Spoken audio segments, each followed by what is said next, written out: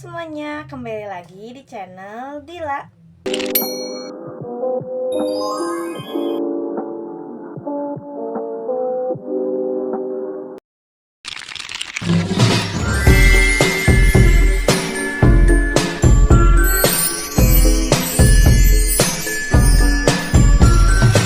Assalamualaikum warahmatullahi wabarakatuh. Kembali lagi di channel Audila Dwi Irni.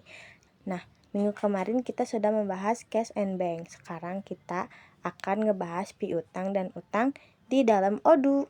Jadi, piutang dan utang di dalam ODU itu adalah bagian penting dalam modul akuntansi yang digunakan untuk mengelola transaksi keuangan.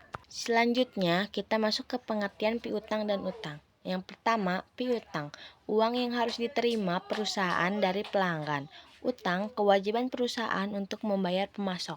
Nah, kenapa penting? Karena untuk membantu menjaga arus kas dan keuangan perusahaan. Selanjutnya ada fitur manajemen piutang di ODU. Yang pertama, faktur penjualan atau sales invoice. Buat dan kirim faktur ke pelanggan. Kedua, pembayaran diterima.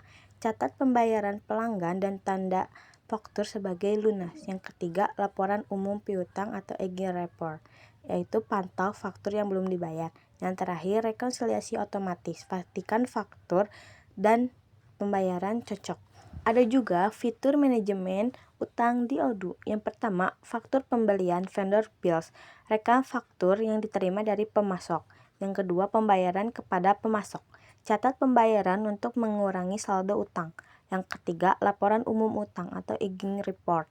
Pantau utang yang sudah jatuh tempo. Yang terakhir, ada rekonsiliasi otomatis. Pastikan faktur pembelian sesuai dengan pembayaran. Selanjutnya ada alur kerja piutang. Yang pertama, sales order yang dibuat. Yang kedua, konversi menjadi invoice saat penjualan disetujui. Yang ketiga, catat pembayaran ketika pelanggan membayar. Yang terakhir, rekonsiliasi otomatis pembayaran dengan faktur. Nah, yang selanjutnya, alur kerja utang.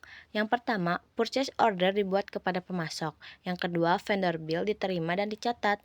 Yang ketiga, catat pembayaran kepada pemasok. Nah, yang terakhir, rekonsiliasi otomatis untuk mencocokkan pembayaran dengan faktur pembelian. Manfaat menggunakan ODU untuk piutang dan utang. Yang pertama, otomatisasi proses untuk mengurangi pekerjaan manual. Yang kedua, memantau arus kas. Pantau arus kas perusahaan secara real time. Yang ketiga, laporan keuangan akurat. Dapat data keuangan yang selalu diperbaharui. Yang terakhir, integrasi dengan modul lain. Terhubung langsung dengan modul sales, purchase, dan inventory. Selanjutnya, ada tips optimalisasi piutang dan utang. Yang pertama, otomatiskan peringkat pembayaran. Kirim pengingatan otomatis untuk faktur jatuh tempo. Yang kedua, kustomisasi laporan. Buat laporan khusus sesuai kebutuhan. Yang ketiga, rekonsiliasi berkala. Pastikan transaksi keuangan selalu akurat.